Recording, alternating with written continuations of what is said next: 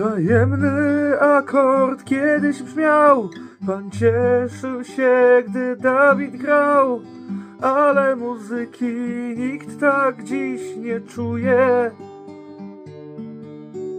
Kwarta i kwinta, tak to szło, raz wyżej w dur, raz niżej w mol. Nikczemny król ułożył Alleluja, Alleluja, Alleluja,